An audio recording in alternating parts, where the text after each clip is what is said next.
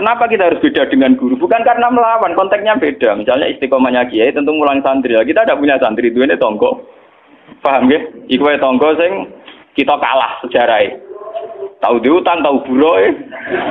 Bareng ngono kita modal dadi kiai mantan buroe wong ra salat, bingung to lek ndak wae. Paham ya?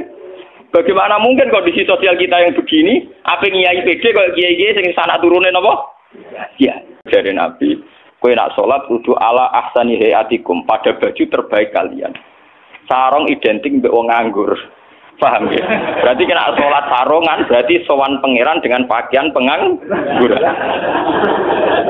Paham ya? Mergo sarung yo go kemulan, go nyolong pelem. Sampai sekarang kita harus syukur sama pemerintahan Indonesia. Delala kersane Allah diputuskan sepihak. Sebetulnya sepihak loh. Saya ulang-ulang sepihak. Format nikah di Indonesia ngikuti mazhab Syafi'i, yaitu harus ada wali atau pengganti wali dan dua saksi. Itu berkah betul bagi Indonesia. Delalah mulai pemerintahan Belanda, karena zaman Belanda sendiri itu urusan nikah, tolak, waris sama wakaf itu juga sudah diserahkan ulama-ulama Islam itu mulai zaman Belanda sampai sekarang. Untuk jadi kiai itu kan gampang. Orang nikmati sholat, nikmati ibadah, nikmati kebenaran, wis hakikate kiai, paham ya? Malah dene gento, nak nyaratno enak ngenteni mul. Kula nganti saniki, bayangno saniki, umpama sampean saiki kuwabe lho ora seneng kula. Kula nek ndak ada masalah. Kula kok krungu kabar saniki sing seneng jenengan bubar kabeh. Sami sekolah garah kula mboten susah. Hakon. Hakon wah mboten susah. Karena saya harus melatih diri bahwa kebenaran Islam wes alkoni mau tukang angon wedhus ke rumah ibu. Agar iso dagangan ning pasar nak badi dienggo ke rumah ibu. Tapi dengan begini dia walinya setingkat Sayyidina Umar. Karena apa? Itu tadi menjadi percontohan bahwa untuk menjadi hamba yang baik tidak perlu semegah Umar, tidak harus semahal Umar. Sama ndak usah niru ya, masalahnya Isra Mulya loh, artinya ya sudah.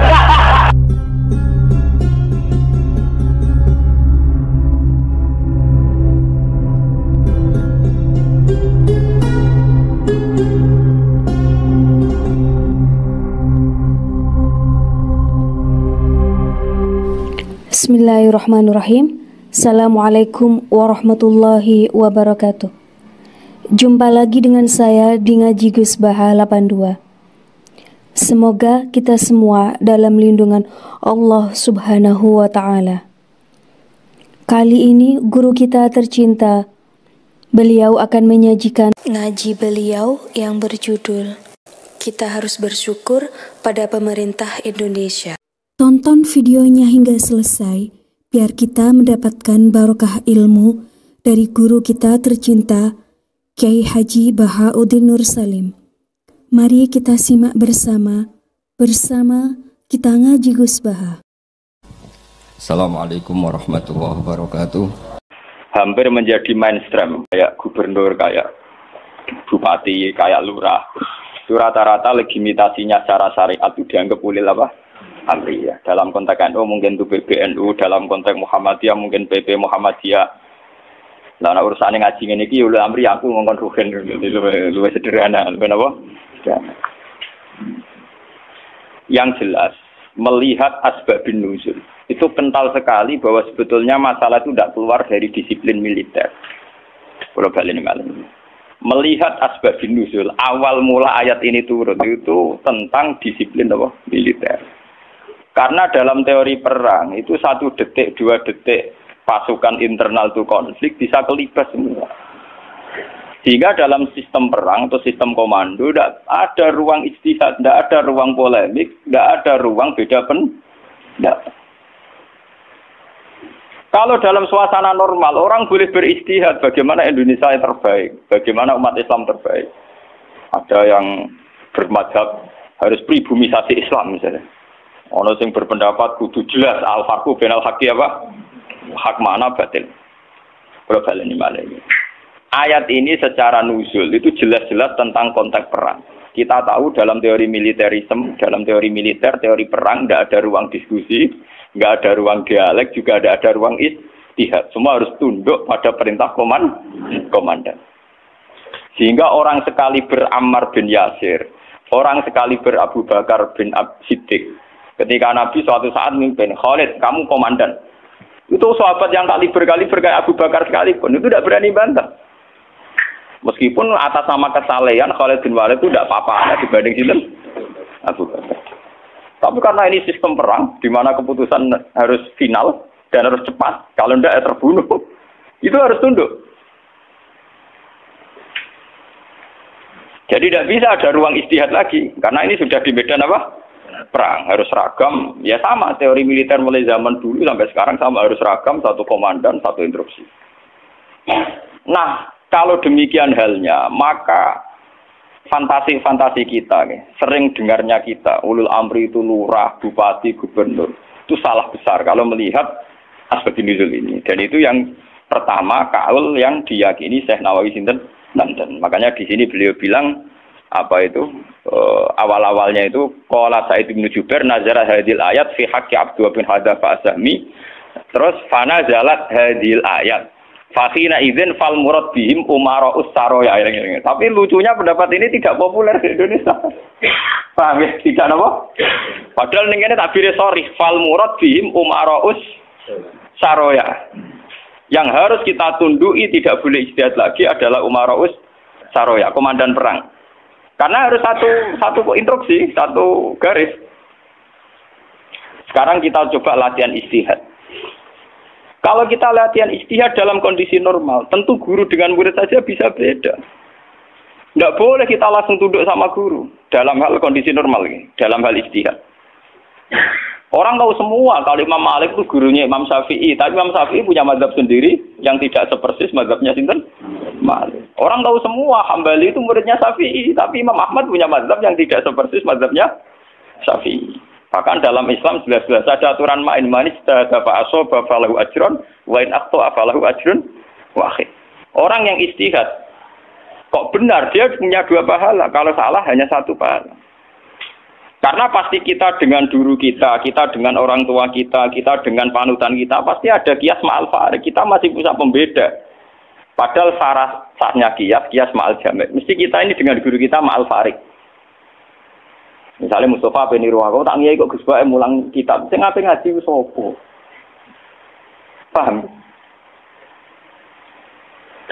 Misalnya kowe niru di tamu kok badhe nyati pandhe gelang. Kowe ramah ra payu di tamu, meneh sampe kuwereng. Malah ora payu. Paham ya? Padahal itu guru kita. Paham ya? Banyak. Kenapa kita harus beda dengan guru? Bukan karena melawan, konteksnya beda. Misalnya istiqomahnya kiai tentu mulang santri. Kita tidak punya santri, duwene tonggo. Paham ya? Iku wae tonggo sing kita kalah sejarahnya. Tahu diutang, tahu buroe. Bareng ngono kita modho dadi kiai mantan buroe wong ra salat, bingung to lek ndak wae. Paham ya? Bagaimana mungkin kondisi sosial kita yang begini, apa kiai PD kok kiai-kiai sing sana turune napa? Ya. Paham ya? Akhirnya kita tetap diam-diam punya format sendiri. Nah, makanya bagaimana mungkin ulul amri itu ditafsiri kalau harus seragam di luar konteks militer tentu salah besar. Malah Imam Nawawi memiliki dawuh bahwa ayat ini sebetulnya turun dalam konteks apa? Militer. Gini ku Umara'us Saroya. Tapi tragisnya pendapat ini tidak populer di Indonesia. Mulai tiap lurah, bupati, kiai yang mimpin ormas itu mengklaim kalau beliau-beliau itu adalah apa? Ulil amri. Dan kita harus taat, harus tunduk. Paham ya? Itu kalau menurut pendapat di sini ya, niku awal yang dipilih ya. Artinya Imam Nawawi menceritakan 3 pendapat, tapi yang diprioritaskan di pertama. Biasanya tradisinya ulama, kalau yang dihikayakan pertama itu yang diyakini, paham ya? Dia misalnya punya 3 hikayah pendapat, ya kok yang diletakkan di pertama berarti yang paling apa? Diyakini. Itu biasanya tradisinya ulama kultural. Paham ya? Terus pendapat kedua, qala ba'duhum ta'atullah wa rasulihi wajibatun qat'an. Sudah jelas ya, kalau taat Allah Rasul pasti wajib. Sekarang kalaupun ulul amri itu adalah penguasa atau ulama atau guru atau orang tua, itu dalam keputusan Islam yang ijma.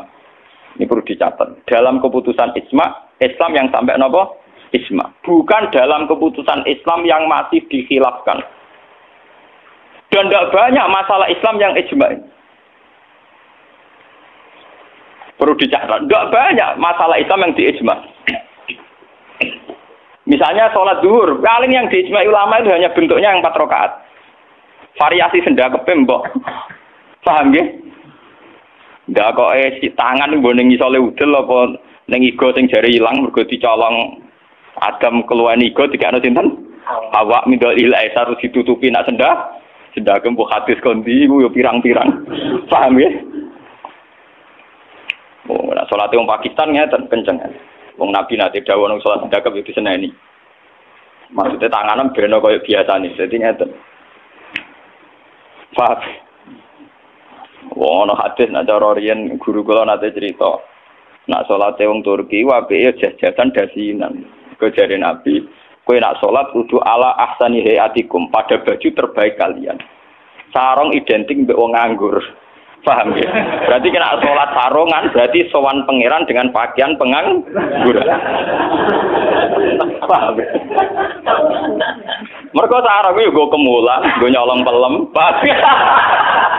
gue tabok dadu. Makanya orang Turki itu meyakini sholat yang baik itu pakai baju kehormatan. Iku sing gue sowan presiden gubernur. Dulu teng Mesir, tenggene Turki, wong sholat mesti dadinan celananan. Paham ya? Karena Nabi hanya pakai aturan umum, ala ahsani napa? Hayatikum. Sehingga pernah ada ulama hadis besar di Al-Azhar itu khutbah dia dasinan tidak pakai peci. Ditanya itu tidak pakaian mainstream yang di Mesir, ulama Mesir. Dia bilang ini ahsani hayatikum, ini keadaan terbaik saya. Paham? Jadi kalau pakai ukuran itu tentu kita sholat pakai sarung identik dengan pakaian istirahat. Kemulan. Menan awang kota yang biasa celananan nganggo sarung bedak ning jeding. Bedak ning kamar napa? Mandi. Tentu itu pelecehan. Nganggo teori ini. Dan itu banyak ulama yang anti, betul banyak. Kalau sampean di Turki, di Pakistan, di daerah-daerah yang meyakini itu pakaian pengangguran, itu kriminal betul. Karena siarnya begitu, nggih, tradisi siarnya begitu. Tapi kalau di Indonesia, untuk daerah tertentu juga ada semua Indonesia. Sarung itu identik dengan pakaiannya santri. Ya sudah kita sarungan ala santri. Tapi coba kalau di Malaysia, kayak Mahathir Mohamad, dia pakai celana, sarungnya disampingkan. Dan itu ala ahsani apa? Hayatikum. Tapi di Indonesia sama tak gitu, ketupraan tapi. Nah ini contoh. Lah yang kayak begini tidak mungkin masuk kategori wajib taat karena variannya tidak ijma gitu loh maksudnya. Saya tuh paham ya? Nggak mungkin kita taat sama guru, sama penguasa yang variannya begini. Karena tidak pada level apa? Ijma. Paham ya? Mulane kula nu tak guling-gilingan, kula ngerti takoki santri kula, nak salat cepet. Ya sing wajib pokoke rukuk iku juga dari subhanallah terus sujud. Pokoke sing ijma-ijma tok kula niku pokoke standar-standar sing cepet. Kula guling-gilingan sunah Nabi mok sitok. Kula sering labenan putih niku tok guling-gilingan sunah Nabi. Mergo kula cobaan gak mungkin. Daripada ora blas, wae giling-gilingan Nabi seneng pakaian putih, kula seneng putih, ngoten nunggu giling-gilingan. Kula paling ra seneng klambi batik jujur. Kok Nabi paling ra seneng klambi sing corake ruwet. Mergo Nabi nate diadehi batik iku menolak karena corake napa keruwetan. Jadi taubun lahu a'lamu cara Indonesia napa? Batik. Makanya itu untuk zina. Biasanya kalau dalam tradisi Islam yang untuk zina itu perempuan, apa? Perempuan. Makanya desain klambi takwa itu tidak ada yang batik, karena memang kalau yang kaitan takwa itu identik dengan polos. Niki cerita sunnah loh, guys. Artinya tidak ada yang saya kritik, biasa banget standar. Nah ini cerita ala ahsani apa? Hati. Ala ahsani hati. Tetapi yang menjadi masalah, kalau nanti diskusi kiai, tapi masalahnya ini loh, kelambine wong Indonesia paling jangklau kehormatan itu batik. Makanya banyak kiai-kiai yang sholat Jumatan malah milih nganggo batik. Alasannya Jumatan disunatkan pakai putih, kalau tidak baju terbaik. Nah kadang batik itu menempati kasta terbaik. Tapi sebetulnya itu keruwetan. Masalahnya itu ada variannya itu, varian coraknya itu, yang lahu ahlam, yang variannya apa? Banyak. Di keruwetan, apa? Keruwetan. Ya tapi apa-apa tiga ya apa-apa. Penting ra udo. Lah yang kayak begini itu tidak mungkin menemukan format ijma sehingga tidak mungkin kita wajib toh. Ini catat ya. Tidak mungkin kita wajib nopo toh. Sehingga tidak perlu santri Indonesia yang mondok Mekah terus mulai jubahan ya nggak perlu. Sing mondok India terus nganggo turbus gitu boten perlu. Sing di kiai kemal-kemul jubuhan, orang ganteng Faisal jubuhan, wah sini wong. Nah gurumu ning Mekah jubahan pantes ganteng gagah. Aku wireng puasa kriting jubahan. Mesti pikirane wong pertama ngenyek orang ngarah darani sunah Nabi. Kanyeben tapi mesti wong ora sida nafsirno sunah tapi nafsirno sing ora. Paham ya? Terus menyangkut varian-varian yang terus begitu. Lah termasuk yang diijmai ulama yang paling sensitif tentu masalah nikah. Itu mulai dulu sampai sekarang kita harus syukur sama pemerintahan Indonesia. Delala kersane Allah diputuskan sepihak. Sebetulnya sepihak loh. Saya ulang-ulang sepihak. Format nikah di Indonesia ngikuti mazhab Syafi'i, yaitu harus ada wali atau pengganti wali dan dua saksi. Itu berkah betul bagi Indonesia. Delala mulai pemerintahan Belanda. Karena zaman Belanda sendiri itu urusan nikah, tolak, waris, sama wakaf itu juga sudah diserahkan ulama-ulama Islam. Itu mulai zaman Belanda sampai sekarang. Karena nikah itu yang ila darajatil ijma itu hanya berapa? Jika ada varian-varian mazhab kayak Dawud Az-Zahiri, di Syiah sendiri ada mut'ah. Di Indonesia sendiri saatnya ngomong sing wis ra kuat ngebet terus akhirnya nganggo khilah-khilah mut'ah. Dasar ngajine Dawud Az-Zahiri wis khilah-khilah dhewe. Termasuk riyen nanti ana kiai terkenal gegere ra karuan perkara mut'ah mbek janda populer. Itu memang repot. Tapi apapun repotnya itu tidak boleh divonis zina. Apapun repotnya. Sampai jangan pernah menvonis itu zina. Ya kalau tidak cocok. Tapi jangan pernah menvonis itu zina. Karena aturan main dalam vonis, dalam sanksi itu ngendikane Nabi idra'ul hudud bisyubuhat. Fa innal imama la ayyukhti afil afwi khairun min ayyukhti afil uqubah.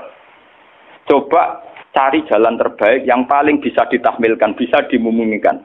Karena seorang imam salah dalam mengampuni itu masih baik daripada salah dalam membuat hukuman. Salahnya pura itu cek bener. Wes salah tangkap itu ngeri, paham ya? Nah salahnya pura orang arah masalah. Pulau balen. Jadi kalau masalah sing ila darajatil ijma, tentu ulama wajib diikuti. Dan menyangkut sholat yang ila darajatil ijma itu bisa dihitung. Paling itu tadi bentuk subuh 2 rakaat itu ijma. Kunute wis ora ijma. Kunute pun mboten apa? Ijma. Bismillah mboten ijma. Sampeyan sholat nang masjid Mekah ning haram ora ngarang ana maca napa? Bismillah. Jare wong Syafi'i ta ora maca bismillah. Ketua KBIH itu pinter oleh ngerayu jamaah iku maca London. Kok karo mati speaker ana London. Mereka ngomong Syafi'i sing fanatik kita kok tenan, sah napa boten Gus? Wong Fatihah kok boten maca napa? Bismillah. Itu ketua KBIH iku maca tapi apa? London. Kok karo mati speaker rasa London ayo kru. Lah jamaah ya goblok nggih pun nak ngoten. Dari dulu kalau bismillah itu memang masalah.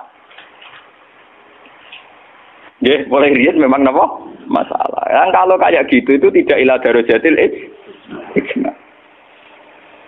Lain wonten cerita ulama Wahabi ketemu ulama Sunni. Zamane Sunni nang Indonesia iku NU. Kita koi. Bismillah iku ayatun min kulli suratin utawa ora. Dari ulama NU ya ayatun min kulli suratin. Ya mesti kiyak tau ngendo. Ditakoki wong Wahabi. Kena nulis kul wa ahad iku mulai angka 1 ayat 1 ku apa?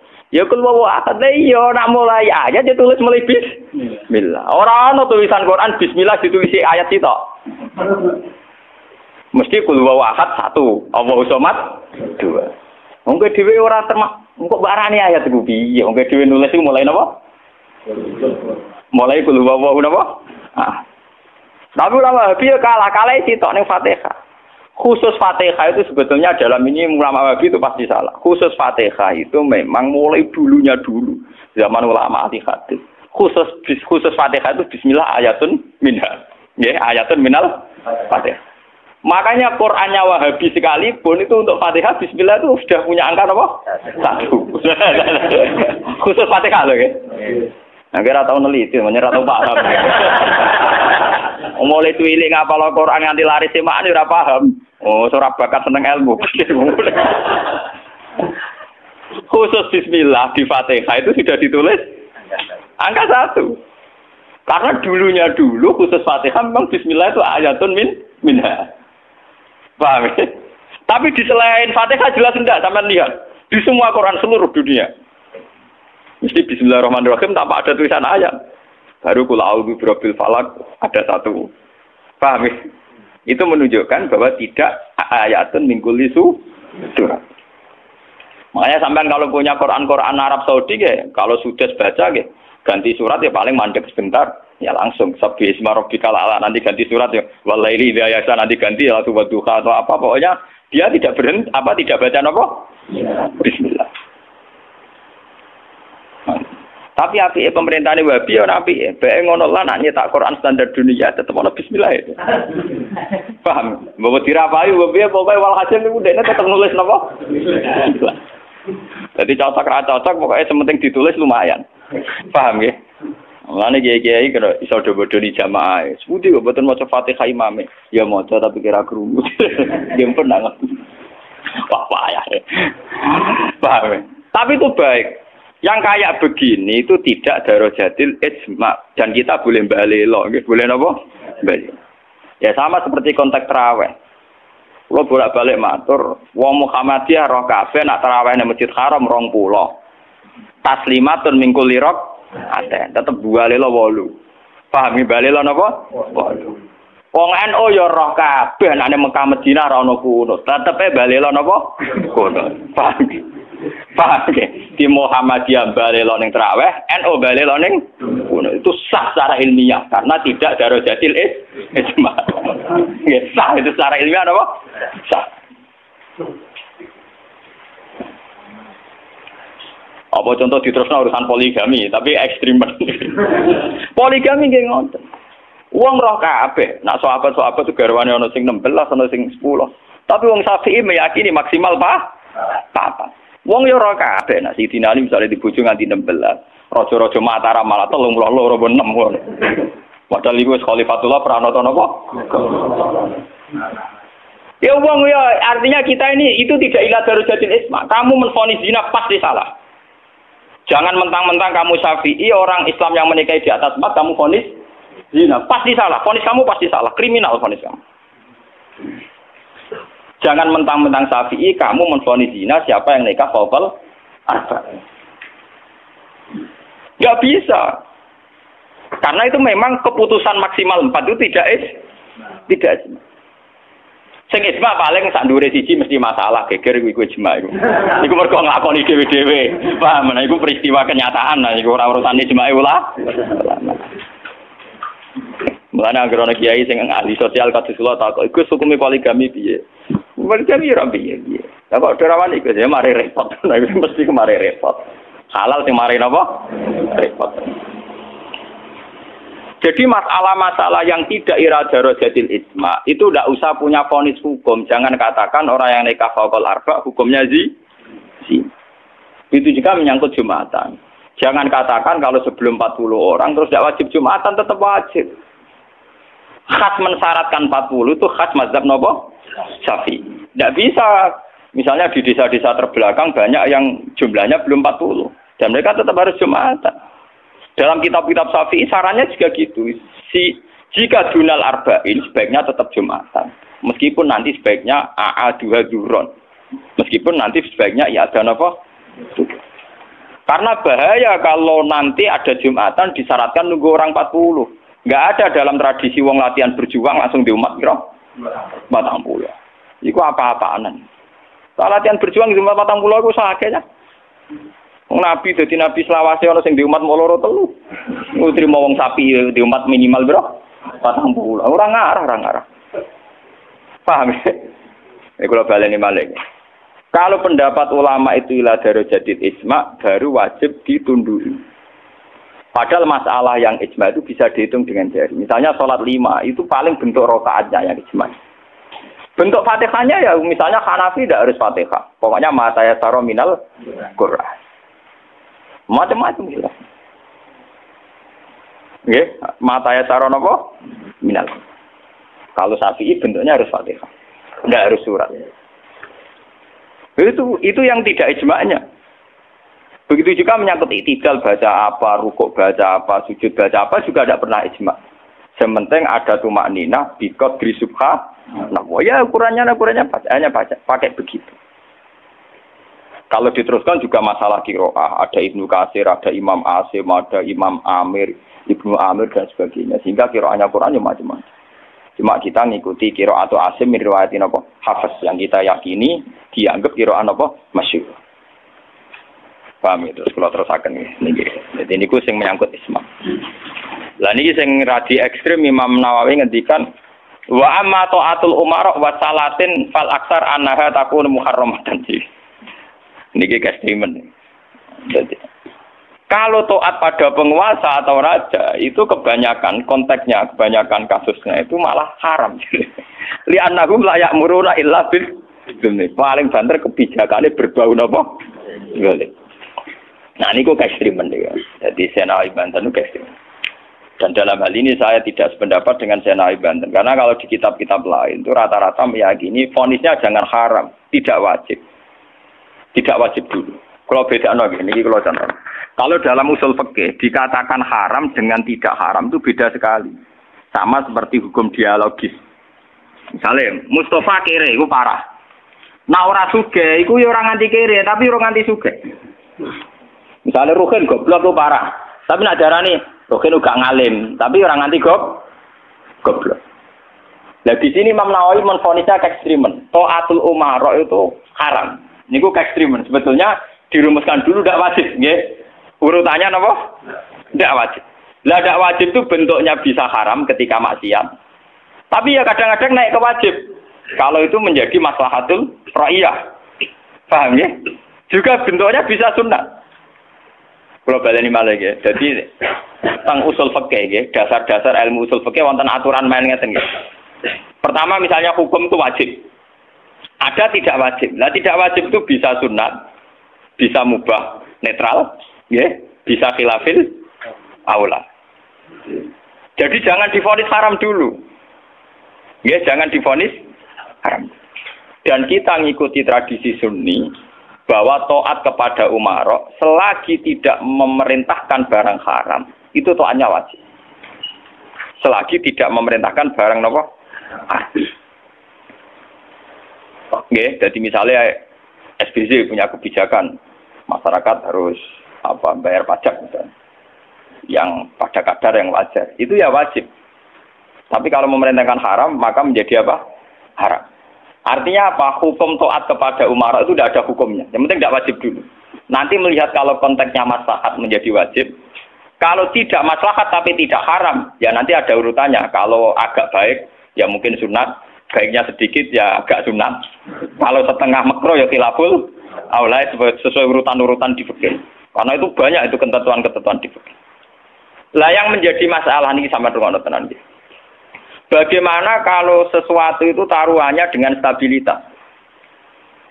Niki rungokno tenan. Entah itu stabilitas politik, entah stabilitas ekonomi. Kayak kasus Bank Senturi itu kaitannya jenenge apa? Stabilitas. Niku paling ngeri dalam semua tradisi kekhulafaan dulu. Misalnya Yazid itu jelas-jelas gentuk. Yazid bin Muawiyah jelas-jelas gentuk. Dia adalah aktor di balik pembunuhan Said Husain di Karbala. Tapi kalau dilawan akan terus berdarah-darah umat Islam.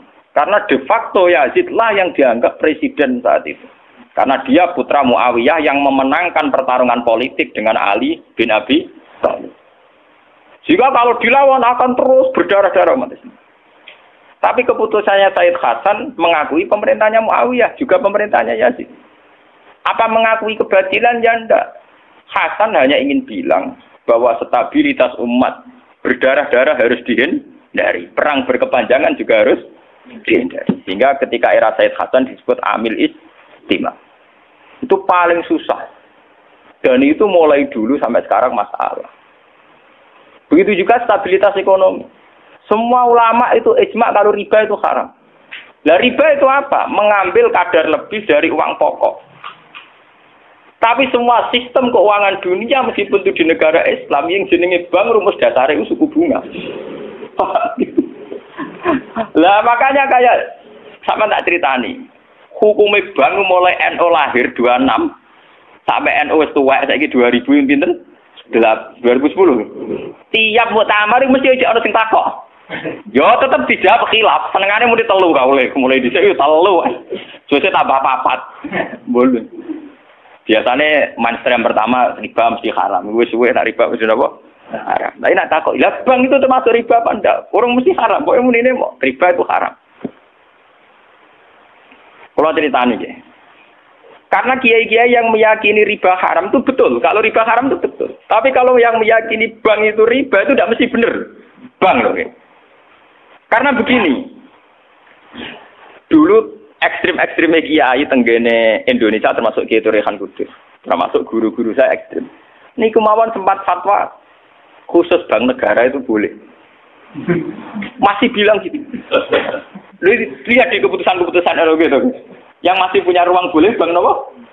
Bank negara. Alasannya dalam sistem moneter modern tidak bisa menghindari yang namanya bank. Meskipun rumus bank tentu suku bunga atau melibatkan bunga. Tapi yang boleh itu kadarnya kayak apa? Tentu ad-daruratu muqaddaratun biqadriha. Ada aturan sesuatu yang nggak bisa dihindari. Misalnya kasus deflasi atau mengalami pengurangan nilai tukar. Misalnya begini. Tidak mungkin kan orang yang punya uang tahun 82 juta. Yang saat itu adol sapi gede. Orang nabung di bank 2 juta tahun 80. Tentu 2 juta itu jual sapi besar. Regane rong. Kan nggak mungkin 2010 sing sapi disepakati rega 8 juta. Tetap dibayar rong. Paham ya? Masa yang kayak itu termasuk riba? Toh tidak keluar dari Rasul Mal. Rasul Mal dulu 2 juta kan aslinya sapi itu.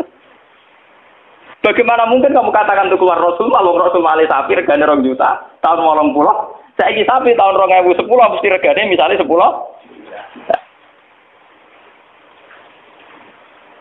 Paham? Lah nek 8 juta mbok anggap riba. Lho Rasul Mal apa sapi? Sapi nek saiki regane 10 juta. Lha iku sing dadi masalah ulama. Makanya dulu ketika rektor Al-Azhar sing jenenge Muhammad Saltut, kenapa Saltut itu populer di dunia akademik? Mergo dekne tahu kontroversi mengatakan jika riba itu ada juz'un yasirun yang menutup angka penyusutan uang, maka itu belum sampai kategori napa? Cuma sing dadi masalah di Jawa yang kita alami. Krus yang diakui syariat kan hanya krus pakai emas. Sementara krus wong desa pakai sapi, mergo ora duwe emas. Misalnya begini, ini pengalaman saya nggih.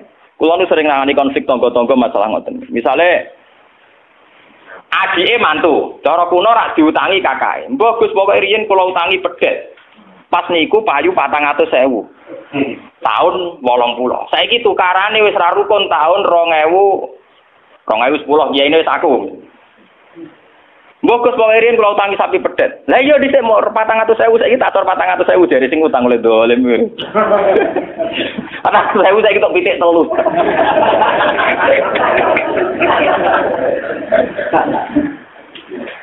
Aku lho dadi kiai iki gampang kula jawab ngeten mawon. Nak disaur 400.000 jelas mari geger. Itu kok ono pedhet mawon. Wong riyen utange napa? Pedhet. Sampai itu goblok. Terus orang nganggo emas nganggo pedhet, ngene pedhet ya sing tuku pedhet. Enggak, engko aku ngukumi wajib nganggo krus pedhet wis rupa dhuwit mesti geger. Wah, dhisik kok pedhet wis sahur napa? Sekarang tetangga saya itu banyak yang haji. Itu gara-gara krusnya sapi. Dulu mbah saya itu namanya Mbah Sidik. Itu haji ku entek sapi 16. Sekarang itu wong-wong darani haji ku murah. Dulu keluarga saya haji kula menangi gek cilik, keluarga kula haji mau bayar 7 juta. Menangi malih haji 14 juta. Pas bapak kula haji 2003 niku 23 napa? Juta. Tapi wong desa muni darane haji saiki sepakat murah. Mergo nak nganggo sapi. Mergo dhisik sapi entek sapi 16. Saiki 30 juta lah entek sapi 4. Dadi wong desa nak darane haji saiki luwih murah timbang dhisik. Artinya apa? Rupiah yang melonjak itu tidak ada pengaruhnya dalam kursi wong desa. Mergo dhisik 7 juta entek sapi 6, saiki 30 juta entek sapi 4. Bagaimana Anda bisa menvonis riba dalam konteks-konteks serwet ini ekonomi ini, paham ya?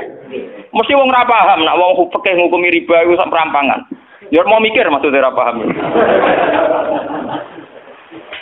Paham ya? Kalau kita nanti dibantah mbak Kiai, lah nak ngoten nak jenenge riba. Sama nak diutang aku malah saya kira iso nyaur, mesti riba. Wong diutang pak, wong diutang, saya iso nyaur mesti kudu riba. Ana riba ra iso nyaur. Lah contohnya piye? Nah misalnya sampean diutang aku 10 tik, saya iki golek duit 10 kangelan mesti mbok sahur 100 rupiah riba lho kamu niku. Iya toh, misalnya orang dulu punya pecahan 10 rupiah, diutang 10 rupiah, saya iki ruhe nyaur piye? Golek pecahan terkecil saya iki 100 rupiah. Nyusui ra iso lho. Wong pecahane 80 ya ora ono. Apa riba itu misalnya? Paham ya? Kalau riba itu persis nilai intrinsik, nilai nominal uang, tentu masalah. Tentu napa? Berarti uang diutang 10 sen atau 10 rupiah kudu disaur 10. Golek ini ning ndi? Paham ya? Nah ora susah barang riba lu disuwi dhuwit 100 rupiah, golek 10 rupiah, 80 nggih. Piye carane? Malah dadi ulama gelem mikir, paham? Lah yang kayak begini ini masalahnya itu repot. Kalau sudah menyangkut stabilitas, entah itu politik, entah ekonomi, pasti itu repot. Kasus-kasus ini kasus Bank Senturi, kasus masalah intelijen itu kalau pertimbangannya stabilitas politik ada intelijen, stabilitas ekonomi ada permainan bank, kudu ono LPS, buah ono KKS, gampang ono bulat. Padha untuk stabilitas kiai yo ngono, antar kiai rapati ngalim kudu dilindungi, ku ngono ya kiai. Ya karena semua itu demi stabilitas. Dari aku ditakoki wong, cara jenengan Ki Mustofa nis putih saja be wong apik. Tapi kok nate ngeten-ngeten ya wong tahu salah tapi tetep wong apik. Itu demi stabilitas. Kalau mau tidak percaya pada kiai tinggi juga repot agama iki, paham? Orang mau bangko yang kalau nggak ada motif percaya ono ras.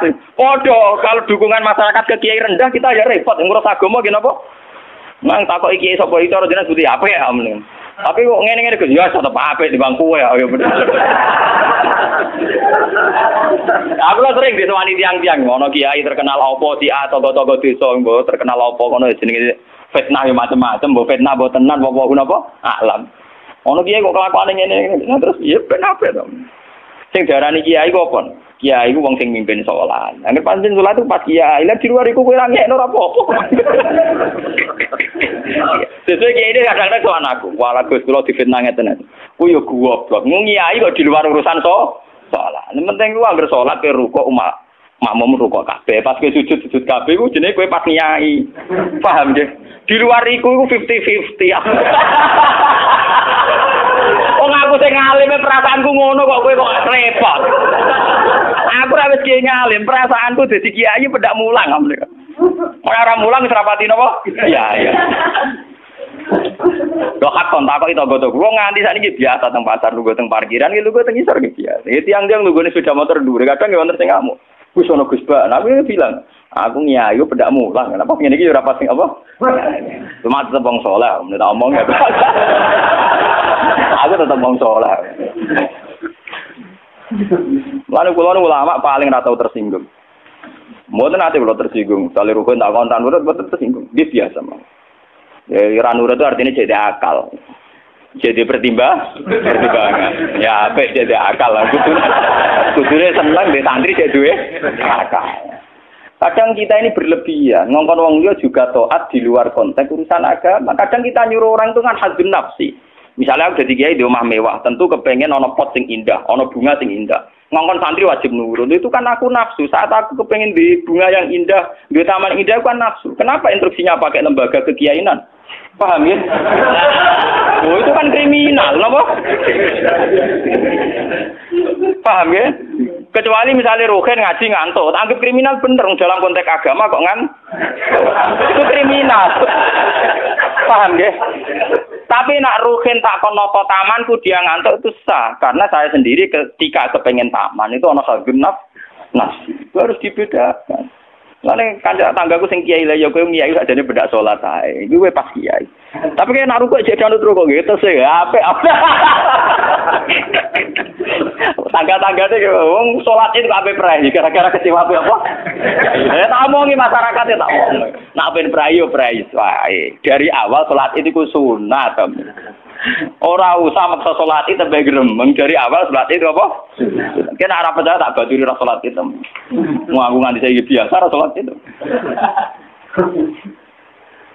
Mula biasa lho nganti sani ra salat iki toko-toko biasa. Ya iki biasa mawon dulu. Ya tapi kan harus keramat nggih wong sekarang aja. Ya biasa mawon gitu.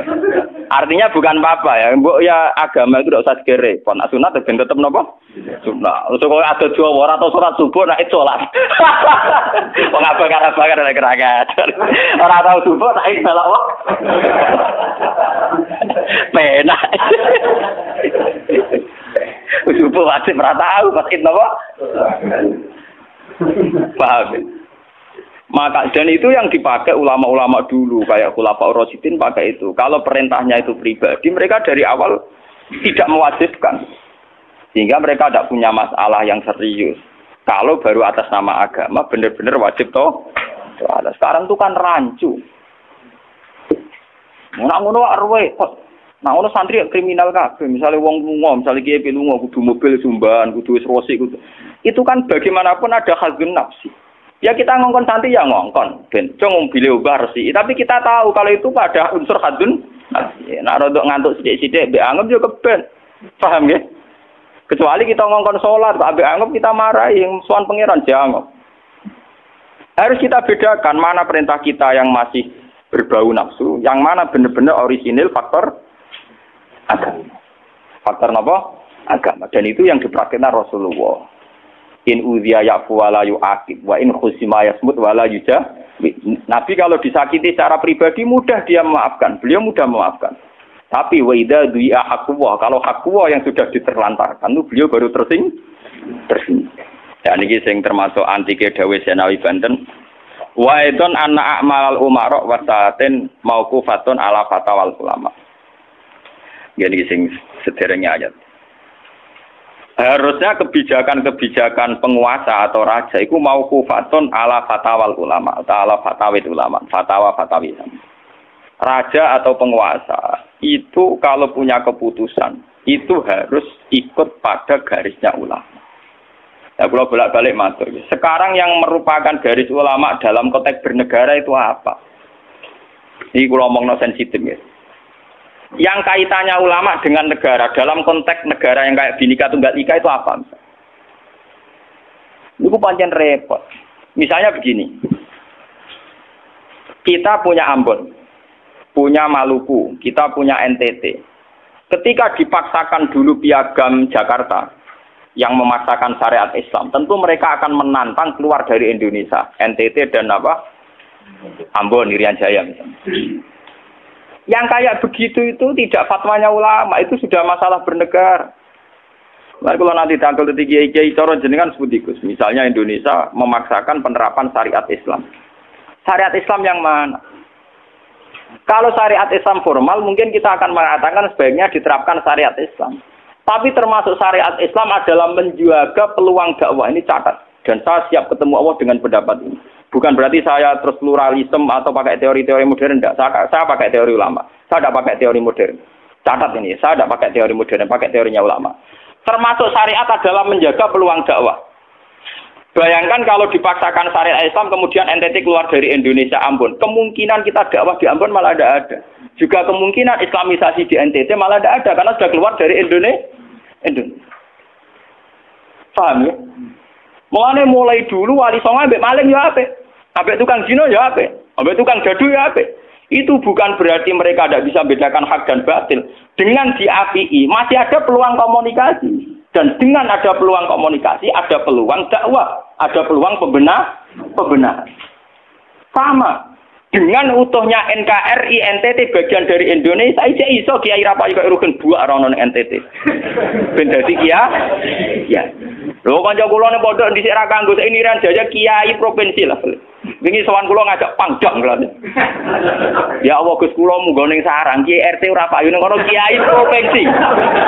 Lho wingi sowan kula niku sowan numpak sahabat bareng sinten? Pangdam. Saniki mun gawe yayasan gawe sekolah tinggi kelas. Jadi rektor saya gitu. Waduh, buta huruf ora roh. Wong sak urip-uripe ngaji mbek kula roh tenan bodorane roh tenan. Saya bakasane mbek napa? Pangdam. Mergo ketika ada kerusuhan di sana, mesti tokoh agama diundang Pangdam. Dan ini termasuk mewakili tokoh provinsi levelnya napa?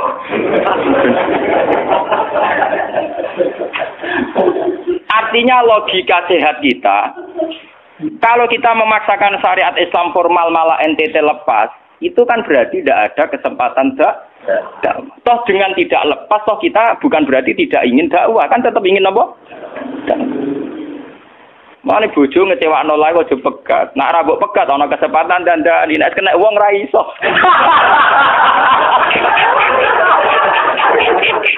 Tapi tak takdir ra apa.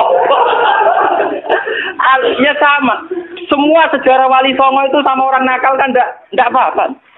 Sampeyan delok biografi Ki Khudori Tegalrejo, dhisik terkenal yo kancanan bajingan. Bajingane tunduk mergo sungkan ramahe. Teng Rembang ana jenenge Ki Sahid, wonge ganteng ya toreko. Niku wonten bajingan tobat mergo kula sungkan bebas saya. Mboten nate duka mek kula, ger ketemu kula pengen senyum. Lha iku sungkan senyume nganti tobat. Artinya apa? Saat kita ekstrim atas nama hak dan batil malah lari. Toh teori itu ya diakui Quran, walau kunta fazzan ghalidhal qalbi lan faddu min hawli. Toh teori itu juga tidak jauh-jauh dari aturan Islam. Meskipun kita juga punya teori yang lain, karena ini tidak selamanya berjalan lancar.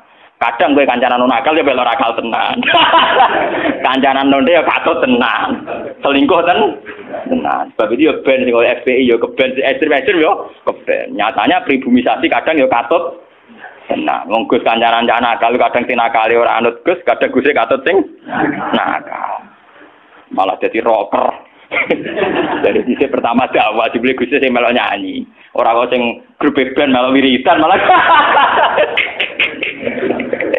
Artinya kan metode apapun kan enggak semuanya jalan lancar, tapi kita atas nama manhaj, metode, kita seluas mungkin punya wacana nggih, terus kita punya banyak pilih.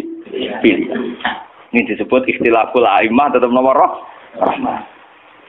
Makanya yang kamu maksud dengan syariat Islam itu apa? Kalau sering bilang, yaitu misalnya ditetapkan undang-undang gini. Setiap syariat Islam kenapa kita ngemis ke negara, nunggu diundangkan?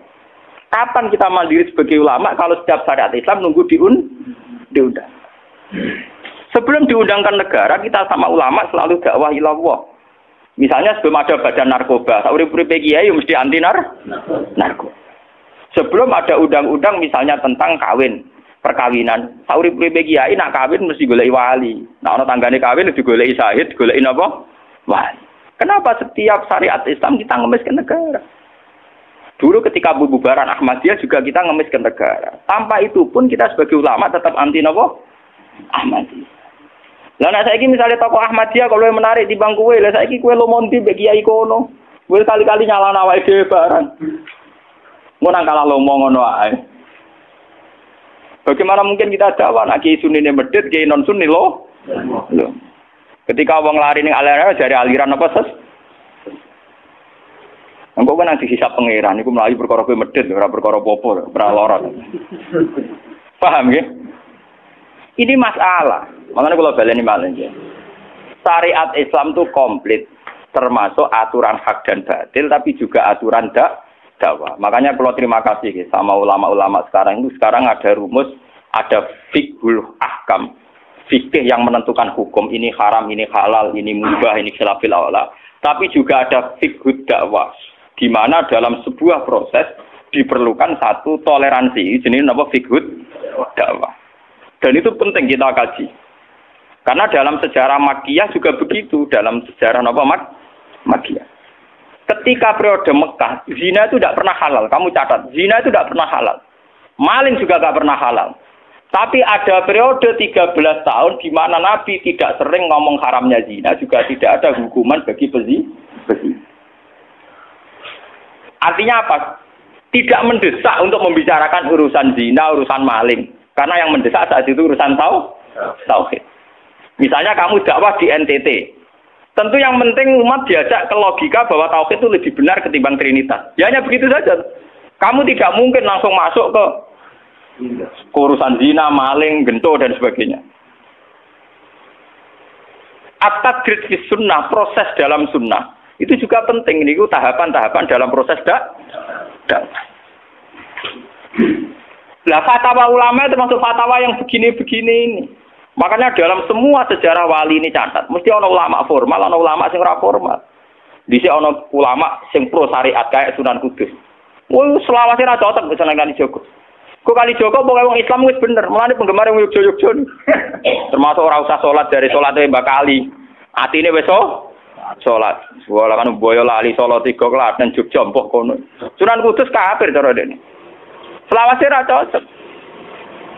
Ya tapi bagaimanapun, bagaimana mendakwai orang Islam kawasan Jogja, Klaten, Solo, golongane Tingkir, kalau tidak model Kalijogo. Nyatane yo tetep saiki Islam pirang-pirang, sing salat yo wis akeh. Paham ya? Itu dulu masalah betul. Sunan Kudus kiai fikih. Bahkan ulo untuk cerita nggih dari lisan ke lisan dari para kiai. Sunan Kalijogo selawase tukaran terus mbek Sunan Ainul Yakin. Ke sisi tok ape gawe dakwah nganggo macan tengul. Napa jenenge? Wayang napa? Tengul. Wayang tengul lak bentuke fisik wong, koyo patung. Haram. Kuman sewara sorotan udziba kok kon ngekek nyawa barang jero kiai kuno kan ngene. Akhirnya tukaran. Kalijogo sadar iku metode efektif. Walhasil akhirnya disuwarno kiai sepuh zaman iku Sunan Kudus, Sunan Ampel, terus ditenan ya saiki sedengan wayang kulit. Mergo wong gepeng ora urip. Ya tetep ana wayang tapi kulit. Artine iku ya gepeng artine kan gak urip. Ana ora urip iku kan ora perlu kon ngekeki nyo, iku setengah-tengah. Lah Sunan Kalijogo muni syahadat iku lho munine sekaten. Muni kalimat syahadat lho muni kalimat sodo. Saking jawanisasi napa bae dene yakin putih ku sunat ya nganggone ireng terus. Kabeh foto wali songo putih kecuali Kalijogo. Dari TKB wonten napa? Kusumo. Yang tangga kula, bapak kula tuban Kalijogo tuban. Wong kula nate diburu tiang-tiang gara-gara terkenale bapak kula di warisan Kabeh Kusumo. Saiki warise kula nu tamune kathah. Golek kabine sinten Sunan? Zaman kula enak mun tak dol lek go ngopi ya.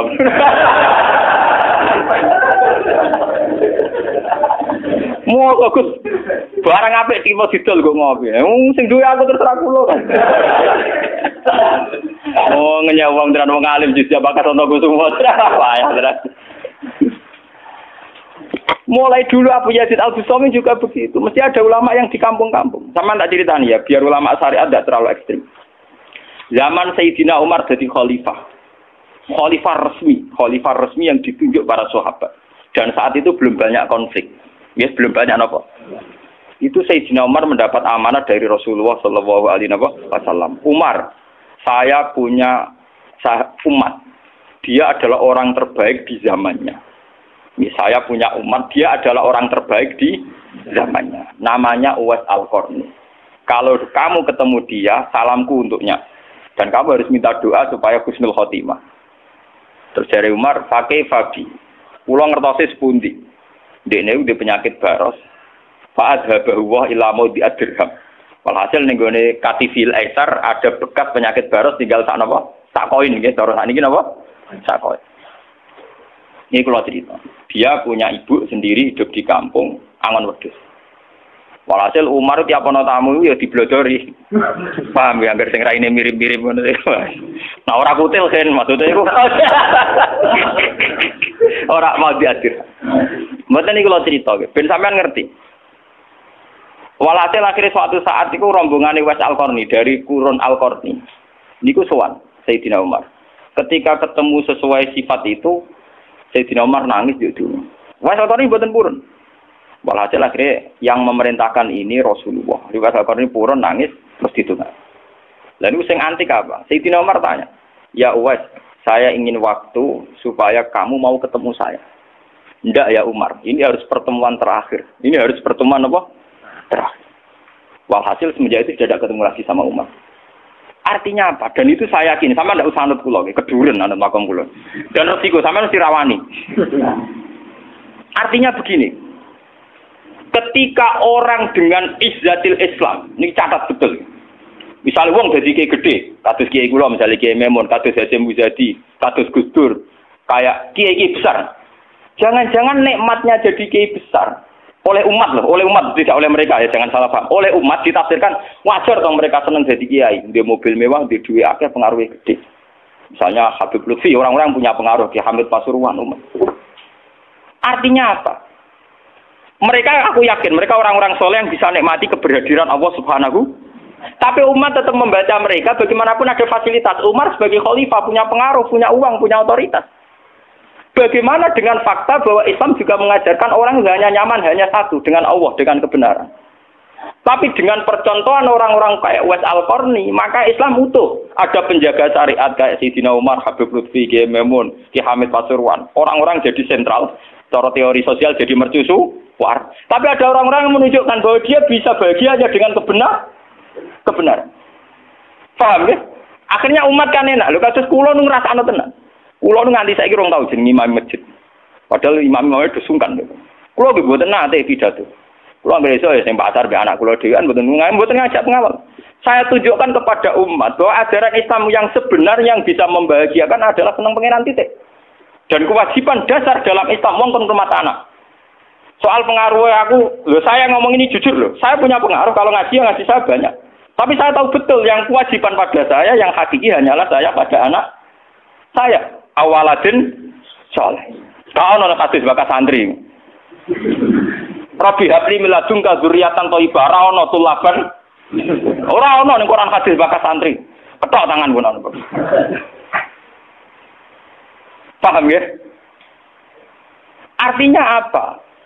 Kalau santri-santri punya cita-cita kayak kiainya, mati dungo, itu kan terbayang kiai yang mulia, kiai yang dapat suanan banyak, kiai yang dicucupi wong akeh. Itu bahaya sekali, kok ora mulai rada di ngono mutung.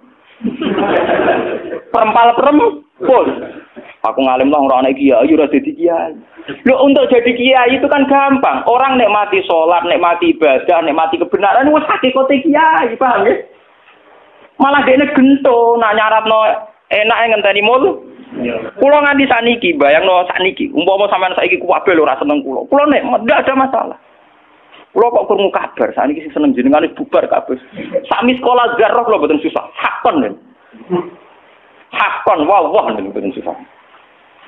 Karena saya harus melatih diri bahwa kebenaran Islam. Uwais Al-Qarni mau tukang angon wedhus rumah ibu. Agar iso dagangan ning pasar nak badi di rumah ibu. Tapi dengan begini dia walinya setingkat Sayyidina Umar. Karena apa? Itu tadi menjadi percontohan bahwa untuk menjadi hamba yang baik tidak perlu semegah Umar, tidak harus semahal Umar. Sama tidak usah niru ya, masalah itu Isra Mulya loh, ya artinya ya sudah. Tidak usah niru, ini hanya pelajaran saja. Tapi nak kula pancen tak tiru tenan. Artinya tak tiru, biar saya hidup saya itu murah. Lu tanyakan istri saya. Kula sering kandha bojo kula, "Dek, aku nak mati langsung pendem. Rasa ngenteni iki gede. Bakal kuburan jero terus pendem." Ya ora usah ngundang wong, ya ora usah disolati. Nek anakku ning omahe kon nyolati, nek ora ya wis. Pokoke ora usah repot. Lah nek sing tepat tepung kathah, ini jelas sudah urusan dengan saya. Yang penting aku kepengen anakku nyolati. Dengan demikian kita biasa jadi kiai yang muda. Aku mudah bahagia karena punya anak, seneng anak sudah. Coba kalau saya menargetkan bahagia ngenteni umat yang banyak, ngenteni loyale ra genti ning kiai liya, partene ora genti partai tokoh liya. Loro ati, paham ya? Wes loro ati ra bener cara penge. Begitu juga era Abu Yazid Al-Bustami. Dia juga punya teman wali sing tukang ngancani preman-preman. Nanti kalau critakno jenengan. Jadi Abu Yazid Al-Bustami saking ainul yakin nek mlebu swarga takok pangeran Gusti, kalau saya di surga temannya siapa? Jadi ora takok mlebu ta ora, tapi kalau saya di surga itu temannya siapa? Kalau dia yakin kelasnya itu tidak ada yang bandingi. Jadi dia ini dua kelas yang ora ono sing banding. Sampai pangeran walhasil dijawab si A misalnya. Ya Rugen misalnya. Rugen iku atokan cekak gawe piring Jepang wis ora tau ketunan. Dia preman sithik-sithik nyeraine dek preman terus walhasil terus barang dipethuki pas ning warung wong minum-minuman. Ya dene mboten minum nggih ngombe banyu biasa, banyu putih. Kancane udah minum kabeh. Akhirnya Abu Yazid balik kanan. Jangan-jangan ngipi saya salah. Mosok koncoku ning swarga kok wong ngono iku. Pas sampai balik kanan diceluk, "Ya Abu Yazid, ya betul, saya teman kamu di surga."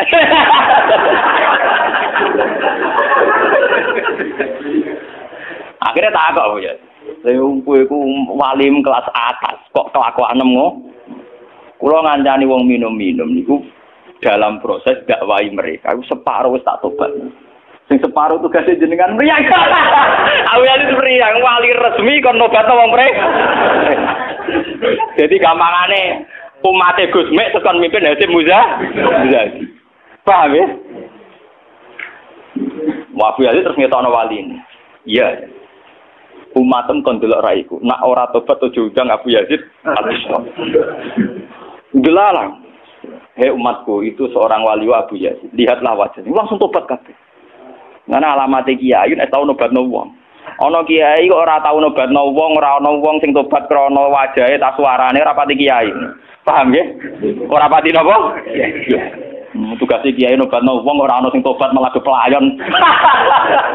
Iku ora pati napa? Contoh lagi bahwa orang soleh itu tidak harus berkecimpung mimpin itu cerita terbesar adalah Nabi Musa dan Nabi Khidir.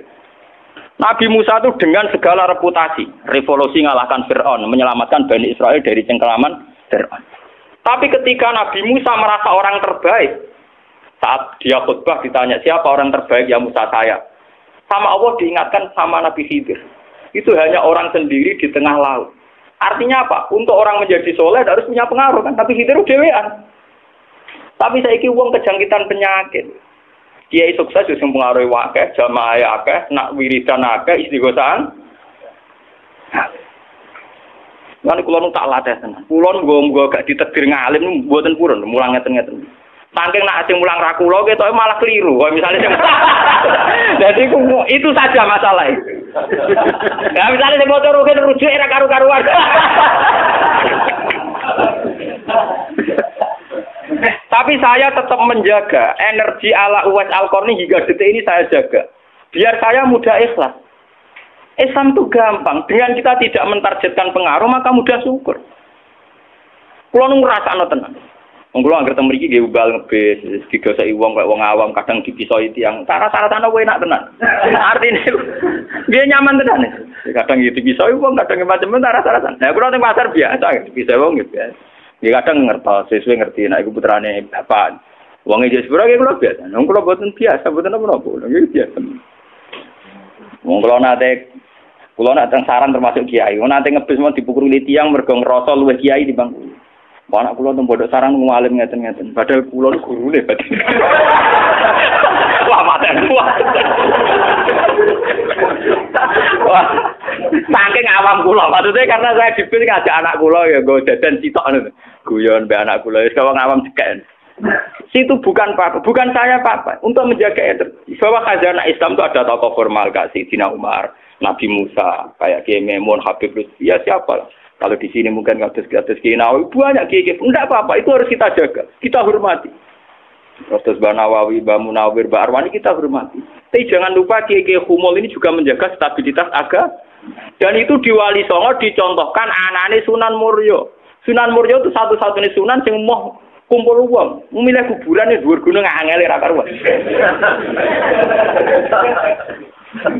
Artinya kita ini harus kaya sekali dengan khazanah-khazanah perilakunya para orang-orang Tapi kenapa kamu milih soleh-soleh yang duwe akeh?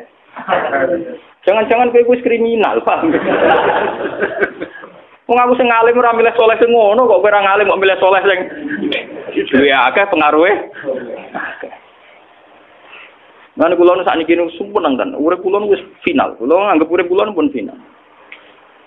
Lan dari bojo kula kok tidak kula mati. Kula nu nganggep urip kula final. Artinya saya itu sudah nganggep Islam itu final. Umpama aku Islam itu kelebihannya kan gitu, umpama dhewean ya nyaman, kumpul wong ya nyaman, tengah-tengah nggih napa? Nyaman. Mulane dari hikam ketika mendidik Humul. Bagaimana saya butuh orang saat saya lahir juga sendiri. Engko aku ketemu pangeran dihisab ya sendiri. Engko ning jero kuburan ya sendiri. Aku tanggung jawab ning arep pangeran sendiri. Aku dipendem sendiri. Aku pas lahir sendiri. Aku pas mati ya rohku dicabut sendiri. Aku butuh wong lha apa. Tapi sekarang manusia semenjak ada teori ilmu sosial itu kulino didikte betapa pentingnya pengaruh relasi jaringan. Wah, teori bulat kok mbok not. Paham ya? Pembulatan teori ngono apa? Lha sakniki Rembang kados ngene rame-ramene badhe pilkada. Wah, akhir kiai disowani kandidat. Lah niku kula niku untuk bocoran. Paling sumpek kena absuan jenengan. Wes kabeh kandidat takok toko-toko arang-arang kasus. Padahal cara kula disowani nggih buron, tapi kita tahu kula luwih nikmat tak dolaran ambek anak kula. Kita kandhani asisten. Ya ora apa-apa rene, tapi aku ora janji ketemu. Pokoke pas dolaran ambek anak tak dhisikno anak. Muga cara Quran niku bupati ambek anak wis dibakati hubungane wong tua ambek napa? Anak. Kok kowe bupati dolan apa tau dolan ambek anak tak menang anakku. Aneh lho Gus. Ora aneh pancen ngono cara Quran dibakas wae anak. Ning Quran dibakas kewajibane wong tua ambek napa?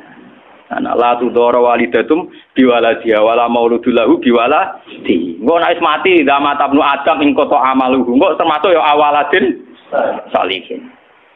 Nabi-nabi susahe Rabbi habli min ladunka dzurriatan thayyibah. Ora iku ilmu-ilmu kiai-kiai anyar sing nuruti nafsu, ana pentinge relasi, jaringan macam-macam. Ya memang penting, habli minan nas itu penting, tapi sepenting-pentingnya itu masih penting sing fardhu ain, rupane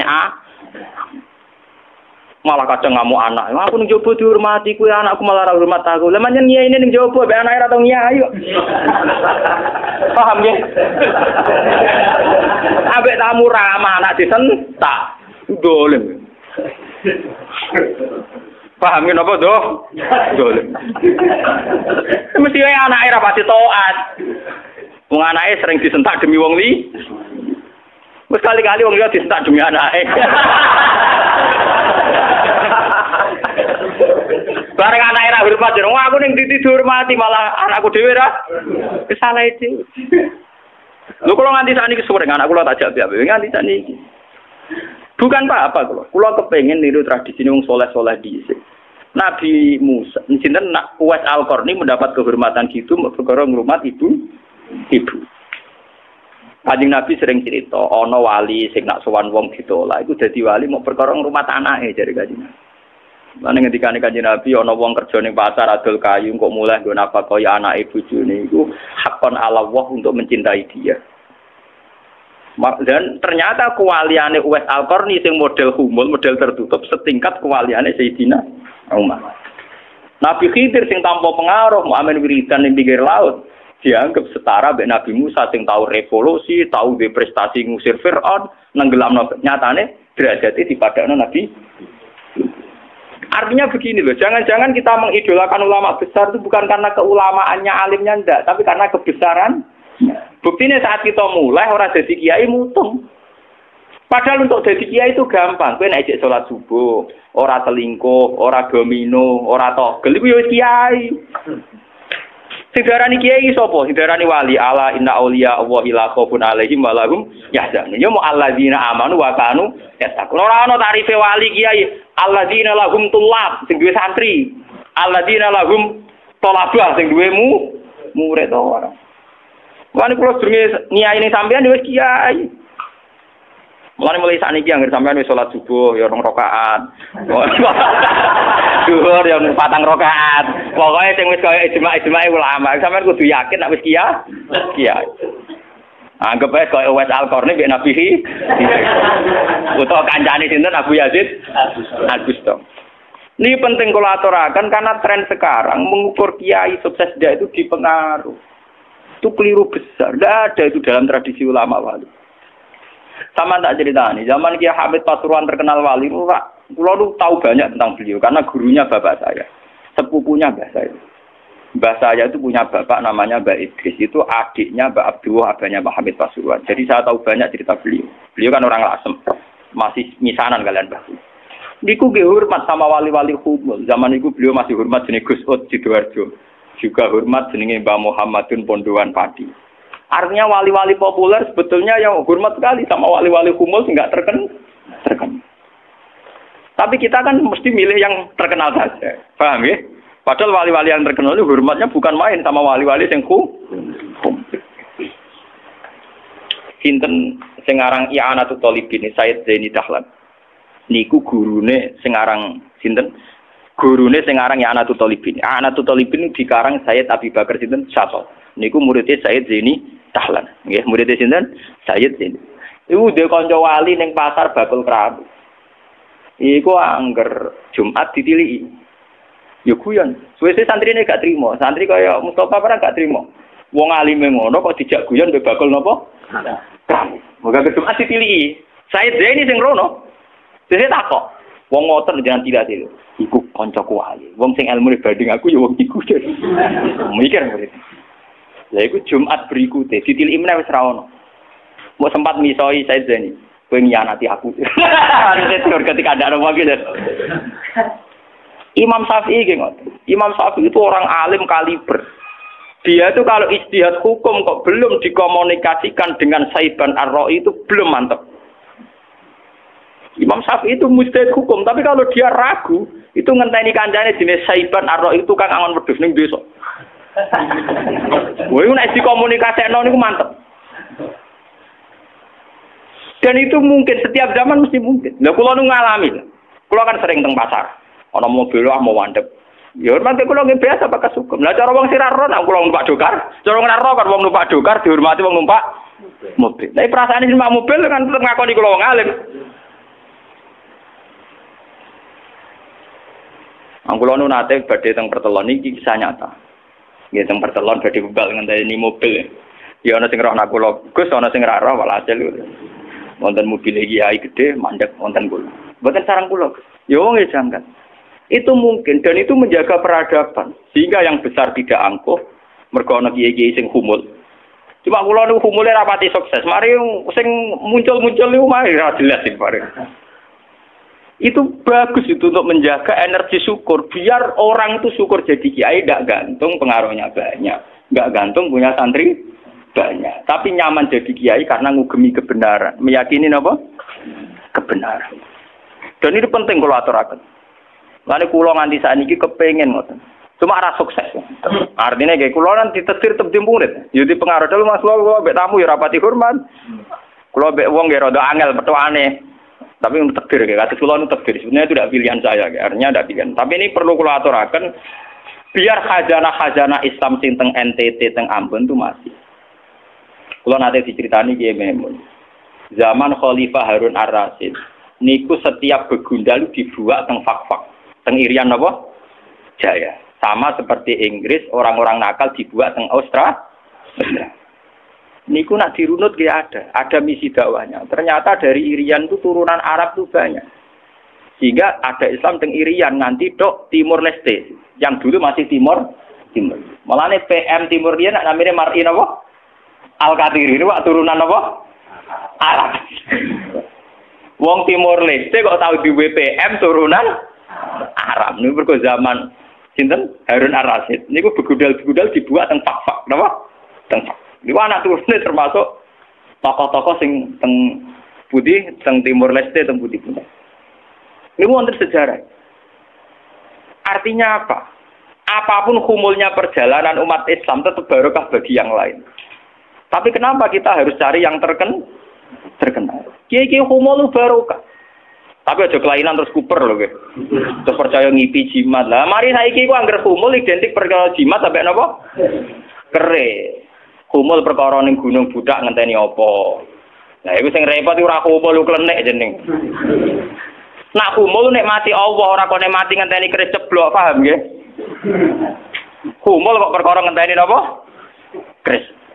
Lah niku artinya begini nggih, kula matur kula bulan baleni. Zaman Ki Hamid Pasuruan niku wonten jenenge Gus Ud Sidoarjo. Zaman Ki Bisri terkenal ngalim. Niku sering diskusi hukum ambek jenenge nak boten lepat niku subhanallah. Mbok kiai tangga Kiai Mabrur. Ngalim-ngalim wong Rembang Kota namine sinten? Kiai Mabrur. Zaman Mbah Zubair terkenal, Mbah Zubair Abeba. Niku nggih sering diskusi kalian Mbah kula. Di Mbah kula nggih muridé Pak Mahfud Atur-Musi. Bahkan dulu ketika naskah Mbah Mahfud Atur-Musi hilang itu dulu dicari di Lasem. Di kiai yang saat itu belum terkenal karena masih Gus. Ya niku jenenge Mbah Mansur. Niku murid Mbah Mansur bin Khalil. Lah Mbah Khalil itu santri sing katibnya Mbah Mahfud napa? Atur musik. Jadi banyak sejarah-sejarah di mana kiai-kiai top harus berburu sama kiai-kiai humul, nggih. Kiai-kiai napa? Kiai-kiai humul. Lah sakniki sing dadi repot kan sing kiai top nyepelekno kiai humul, sing humul perkara keris mbek akeh. Lha iku padha masalah ini. Padahal andekan seperti cerita-cerita dulu Imam Syafi'i cari Saiban Ar-Ra'i, Sayyidina Umar cari Uwais Al-Qarn. Itu akan stabil Islam. Artinya stabil begini loh. Orang merasa Islam itu nyaman bukan karena derajat-derajat duniawi. Selama ini kita akan begitu. Wajar kiai wayem. Umatnya di mobil, di duit. Artinya umat itu belum bisa menafsirkan nak kiai ayam karena tingkat kecintaannya pada kebenaran itu termasuk pula. Paham ya? Tapi dengan ada kiai yang tidak terkenal, dia rapati di duit, kok tetap nyaman, berarti kan bukti tingkat kenyamanannya dia faktor kebenaran. Dan dua kubu ini harus ada terus, paham ya? Untuk menjaga kestabilan Islam. Dan dalam semua sejarah itu ada, kalau punya datanya. Lu Abu Hanifah terkenal lu nembe gara-gara murid-muridnya. Abu Hanifah terkenal rumah samu koyo Imam Syafi'i boten. Dekne iku tukang kain ning pasar. Ku bedino ya dol kain. Adene wong alim, angger wong rono jebule ra pe tuku kain, perkara takok hukum. Angger wong debat ra perkara nyang-nyangan, bantah-bantahan ambek sing takok. Terus saya terkenal wong alim diadol kain. Akhirnya populer. Dadi dekne iku terkenal keulamaan iku kok toko kain. Akhirnya diabadekno saiki asline bakal kain mboten mau. Ya ana ulama terkenal liwat jalur toko napa? Sesuk tokone bangkrut mergo wong rono takok hukum. Niku sinten? Abu Hanifah. Saniki mboten rapati ngalim ngetokno kiyaine. Aku kula bertahun-tahun di kanca sing ora kula ngalim nggih kathah. Saniki yo getun mergo anak kula wong alim. Lah kaya kula wis repot kadung ngonangan repot. Muga-muga kaya roken humul. Mun kula terusaken nggih. Dadi wau nggih dadi fatwa ulama yang tidak ijma itu tidak harus diikuti. Wal ulama fil haqiqah umar fa ulul amri al-Fatihah. Bismillahirrahmanirrahim. Alhamdulillahirabbil alamin. Arrahmanirrahim. Maliki yaumiddin. Nasta'in ihdinas siratal mustaqim. Siratal ladzina an'amta 'alaihim ghairil maghdubi 'alaihim. Bismillahirrahmanirrahim. Nahmaduka wa nas'aluka bi anna lakal hamdu la ilaha illa anta al-mannan al-hannan. Ya badi'as samawati wal ardi ya hayyu ya qayyum ya dzal jalali wal ikram. Annarisa nahnu wa dzurriyyatuna man ahabbana wa talamisatuna rasulaka Muhammad rasulullah sallallahu ayatika yu'allimuhumul kitaba wal hikmata wa yuzakkihim ta'ala. Allahumma lakal hamdu idza radita wa lakal hamdu ba'da ridha wa lakal hamdu hatta tarda. Lakal hamdu kama yanbaghi li jalali wajhika wa 'azimi sultanik ya rabbana la nuqsi thana'an 'alaika anta kama asnita 'ala nafsik. Allahumma shalli 'ala sayyidina Muhammad wa ma shallaita 'ala khalilika Ibrahim wa najika Musa sofika Isa man asatu khiratan fika sidran nuh wa li rajamil salikal anbiya wa syuhada sholihin ilahana anta qayyumus samawati wal ardi wa fatihum Ij'alna ya Allah farina ilaika ya farina bi ibadika ilaika hatta nakuna ibadan laka wa ibadan bika wa ibadan ya Allah la nara illa anta wa ibadan la nasmatu illa ilaika ya wa antal haqqus samad ya hayyu ya qayyum bi rahmatika nastaghith Rabbila takinna ila nafsina tarfata a'yunina wala aqalla min dzalika ya wa fatadurruna ya Allah ilahana ya hayyu ya qayyum ya dzal jalali wal ikram tabbitna bil qawli thabit fil hayati dunya wa fil akhirah wa na'imna ya Allah bi fadlika wa karamika wa judika warzuqna al-ghina amman siwak waqtina bika ilaika ya ilahana ya rabbas samawati wal ardi fatiras samawati wal ardi Rabbana atina fid dunya hasanah wa fil akhirati hasanah wa qina adzabannar. Sallallahu alaihi Muhammad wa ala alihi wa sahbihi wa sallam. Subhana rabbika rabbil izzati amma yasifun wa salamun alal mursalin walhamdulillahi rabbil alamin. Fatihah.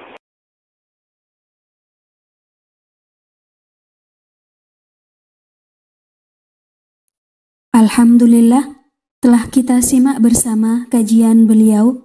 Semoga bermanfaat dan barokah. Amin. Terus dukung channel ini dengan subscribe, like, dan share. Terima kasih. Wassalamualaikum warahmatullahi wabarakatuh.